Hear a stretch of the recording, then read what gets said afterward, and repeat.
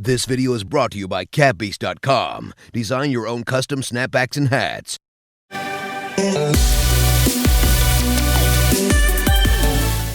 What's up, guys? It's Drac, and today we're going to be talking about Rayvens. Now, the Rayven is my personal favorite flywheel blaster, and that is what makes it so very special to me. Also, a lot of people don't know that this was the first magazine-fed flywheel blaster. Most people assume that since the Strife is simpler and smaller, that it would have come first, or the Rapid Strike, but the Rapid Strike was full auto. The Barricade was the first flywheel blaster that's like a modern flywheel blaster, and then in 2012, we got this guy. This is the Rayven. Now, the Rayven, again, is my personal favorite because it's got bullpup ergo, but to properly tell the story of the Nerf Rayven, we have to go back in time even further than that, to this guy. This is the Nerf Firefly, and it doesn't want to shoot because this one is old and we thrifted it for parts. All right. Nope, just not having it with these, but this is the Firefly. It's the Firefly, I think, Rev 8. I'm not entirely sure its official designation was. In fact, I can't even find the nameplate on it. But this is essentially, you would flip this switch, it would illuminate the entirety of the cylinder, and it would fire glow-in-the-dark darts. It was a bullpup, and the action was behind the trigger. It had a really comfortable stock, in my opinion, and it was a very compact blaster. I remember when I was but a wee vamplet, I loved this blaster. Now it is very dated and no longer used by realistically anybody except for integration junkies. However, it is a very important piece of the Rayven story because it's the spiritual precursor to the Rayven. It is also a bullpup, and this had a Firefly Tech magazine, and we will talk more about that in a moment. I wasn't willing to dig these out of a storage unit for this video, especially since I still had one new in-box Rayven CS18 to draw from. So, the Rayven has had a cycle of being a very expensive blaster, and then on the secondary market being like an $80, $100 sometimes shell because it was so popular for integrations. Now, some people just legitimately liked the Rayven for the Rayven, but the ergonomics of this are just dope. Like, you have a carry handle here, it's single point slings here or here very, very comfortably, and it's got a great handle and awesome tight ergonomics. You can hold it any which way. It's really, really sweet. It's got a side tactical rail for flashlights and a top tactical rail for scopes. Now, the thing that people do not like about the Rayven is the trigger pull. The trigger pull is very stiff, but it's worth it because you get that ultra slick reload from your armpit, just straight bullpup style, all sorts of cool. Man, I could just drone on and on about how much I love the Rayven. But in 2012, the Rayven came along. It gave us a rapidly reloadable, rapid fire, semi-auto blaster. I remember people would dual-wield Rayvens, and it came out at $40 United States dollars. Now, a huge portion of that cost was the Firefly magazine, which quickly would not be what people would use. And then people started using 12s. People would use 6s, especially when they were slung. And then when the Stampede had been out, because I think the Stampede was 11, 11, 11. I don't really remember when the Stampede came out off the top of my head, but I know it was before the Rayven, so you could use Stampede 18 sticks in it as well. Very popular Humans vs. Zombies blaster when it debuted the Rayven, and I mean, it wasn't even that good. That's the craziest part. So quickly got an upgrade. The original Rayven did not perform that well, and it was upgraded into this. This is the Elite Rayven CS18. Man, this box has seen some better days, but I knew that I would be making this video someday. So here we go. You can see that it did come with a magazine like this. To properly tell the story of the Rayven, we're going to need at least one of these. So huge battery pack on the side, LEDs integrated into the clip itself right down in there, and beautiful. So now you have 18 darts of glow-in-the-dark tech, and I mean, in addition to getting a performance upgrade with the Elite line repaint, it just got an awesome paint job. You don't even see paint jobs like this from Hasbro anymore because they got cheap, but no, I mean, that's really the reason. Like, they started operating on much tighter margins for seemingly no reason at all. But full paint job, white deco here, multi-colored handle, like black and white and gray. Gray here on this door, and a gray stripe to kind of accent this white, as well as full logo paint here, here, here, and on both sides, while they did not paint the warning labels, which really gives this illusion of just a very high-end, high-quality toy, and I love that so much about the Elite Rayven. The Elite Rayven looks better than the N-Strike one. The N-Strike one was kind of this one-off weird green color, and I always hated that it wasn't the N-Strike Elite Yellow, because the Alpha Trooper gave me so many fond memories with that color scheme. But the Elite one matched perfectly. It looked great. These were used for a ton of integrations. We'll talk more about integrations in a second.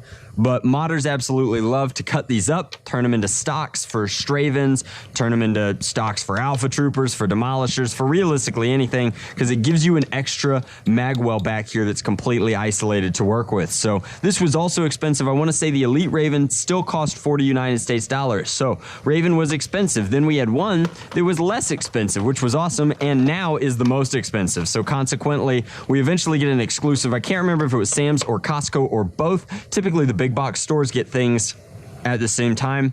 Might have been both. Hard to remember, hard to be positive, but this is Lazarus, which is my sleeper Stinger Rayven. But the Stinger Rayven came out. It did ship with a 12-round magazine, which is why I have one loaded up here. The Lazarus in particular is a fun piece of my personal nerfing history, because it has Dr. Snicka's from Germany's prototype Rayven cage, and I kind of figured out the fit and finish of that, which did involve building a custom pusher so that it would run. Plus we had an exciting adventure in Texas with the Laz, but this was a really fun build. However, this is not even my favorite paint job. I do like the striping on it. As a tech alum, the black and yellow is very cool to me. The metallic is gorgeous, but it's not nearly the level of detail that went into the Elite Rayven. The Elite Rayven got this awesome paint job and deco on both sides, whereas this was kind of part of the beginning of the end for like full high quality toys for Hasbro. They sold this one as a premium product to big box stores. They cut the magazine out of it so that they could give people a deal on it, but then they also didn't paint the other side. And luckily, we do get those ultra slick stripes on both sides, but how much harder would it have been to, as long as you were in there doing this, come in and do black here, here, and here? Like, I know what the process is for painting these things. That could not have been much more expensive at all, but that is the Lazarus, which is a fully modified Rayven. However, it looks stock, so I could use it for this video. And then no more Ravens, which you might be detecting with these kind of videos is a theme. So Ravens left, and the secondary market shot the prices way up. People wanted to build really cool blasters that had Ravens as integrations. And I mean, this is a Demolisher Rayven or a Demovin, Devin, I don't know, but you couldn't do it anymore. And so in the NIC or the secondary market, like, sure, you could find a Rayven at a thrift store, and if you found it at a thrift store, you were paying under 10 bucks, which meant you instantly made 50, but there were just no Ravens, and that was a real shame. This is around the time period where we got knockoffs like this, and this is obviously designed to be kind of similar to a Rayven. You can see the carry handle and the tack rail and the attachment point and the stock and the bullpup design overall, but this was gnarly, guys. Like, was it similar? Sure. Was it good? Not even a little bit. All the sweet and smooth action. Ooh, that squeak was yucky.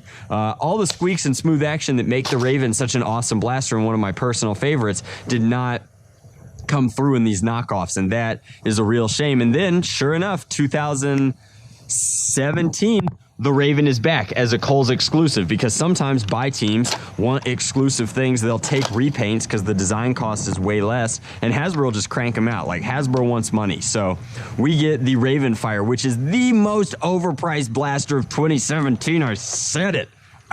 Why? So the Rayven Fire comes out, and the Rayven Fire is a direct Rayven reshell. Of note, all of these have better performance. The Stinger, the Elite, and the Rayven Fire all had better motors, and I think a slightly tighter flywheel cage, because they all perform way, way better than our old green friend here. But the Rayven Fire comes out. It performs just like any other Rayven, but it did a very good thing.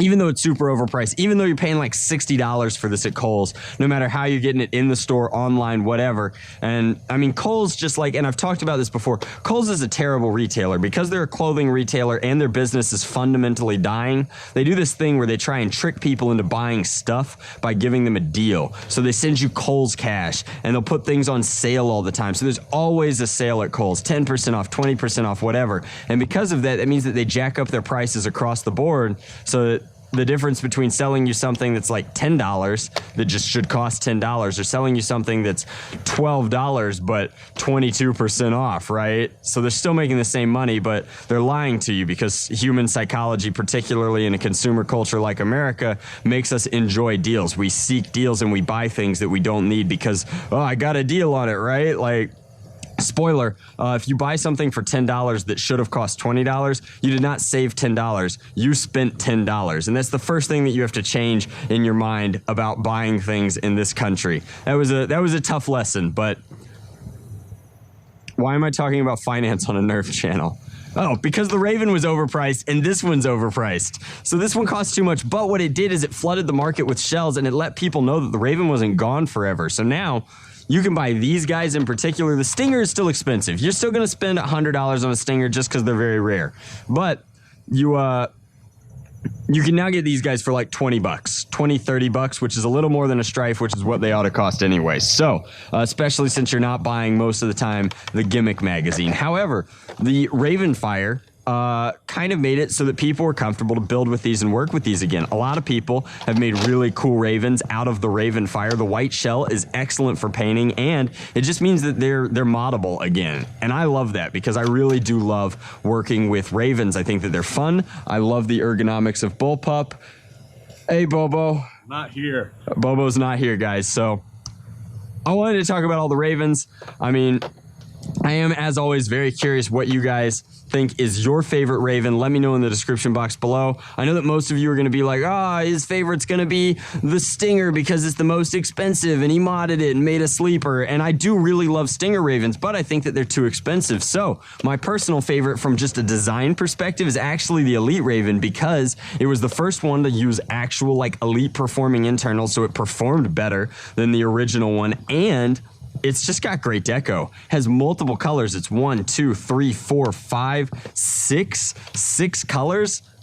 Yeah, 6 colors on a production level blaster. You just don't see that nowadays anymore on realistically anything, and that's why it looks so good. It looks like a blaster that a modder painted, like custom with racing stripes, and it isn't. It's just a good looking blaster, and that's why these ones are also getting hard to find in decent condition. I'm really happy that I have one that's new in box. You guys can take a look. Here are the glow darts, and again the magazine, but that's just my take on it. It's interesting that as the Rayven progressed, it went from being 40 bucks here and coming with a lot of stuff, 18 darts and a glow in the dark magazine, to getting more expensive and simultaneously coming with less. The Rayven Fire comes with just a 10-round magazine and costs way more money. Now, admittedly, I didn't give it its due, but the Rayven Fire is also a good-looking blaster. No deco on one side, which is cheap as all get out, but on this side, it's kind of a throwback to the Ravens of old in that it's got this wild, like, pinstripe thing going on here, dual racing stripes, orange accents. Like, this is a good-looking blaster on one side. Come on, Hasbro. Come on. Anyway, the Rayven is really important for modifications because it serves this purpose, and I wanted to mention that this is a Demolisher Rayven. It's been on my wall for the longest time. It is optimized for LiPo. You can see that there's a 2S LiPo hiding in here in the stock. It works in a couple of different ways like that. You could integrate the LiPo, but I wanted to fire it a couple of times because it is, wow, this magazine is beat. There we go. We'll tap it up. I guess it's just been sitting with these darts in it for so long. But performance of this blaster is solid, and I wanted to make a point of mentioning it, A, because this is a good example of like clean integration lines with a very funky paint job. Hopefully you guys can tell that on here. I think that this is an interesting build. I did not do it myself, but I need the space on my wall, so I am selling this blaster. I've looked at the internals at one point, and I can say that they are mechanically sound. It's a decent lipo rewire, however, it does not have like a special cage, so it's kind of from a slightly different era, but it holds up because, again, it is wired for lipo chemistry. So this will be for sale on my eBay, as always, starting at 99 cents. Need to make up some of this travel money somehow, guys, but that is the Demolisher Rayven. It's a good example of how you can integrate these into other shells pretty cleanly, and I appreciate you guys watching my video on the Rayven. The big comment that I want from you guys is, what's your favorite Rayven memory? And if you don't have one, if these all cost the same, which one would you buy? Which one looks coolest to you? Would you like an Elite Rayven because it's got the most going on aesthetically, the Rayven Fire because it's newer, or the Stinger Rayven because you really like that Instrac aesthetic? Honestly, even though this is the oldest one, I think it's pretty ugly. But thank you very much for watching. That's been a full video on the Rayven line. And as always, I really enjoy doing these, and your feedback is super duper important to me and the companies that I consult for. So thank you for your viewership. Thank you for your comments. I love you guys. See you next time. Drac out.